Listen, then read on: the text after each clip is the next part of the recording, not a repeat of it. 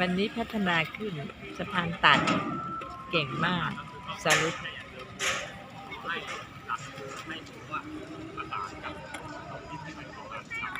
แล้วโมต้องสังเกตพี่เขาวางเท้าอย่างไง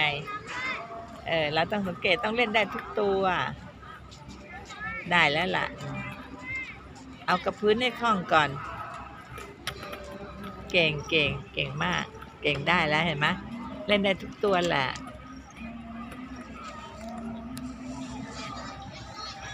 ออกกำลังด้วยการร้องร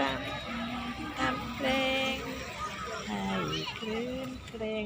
เสียงเพลงบรรเลงจับใจกันร้องกันไปไม่มีมนมองมีพื้นไทยแล้วเราเพลินใจด้วยการร้องรำทำเพลงใจร่าเริงเป็นยาอย่างดีขอบคุณพระเจ้า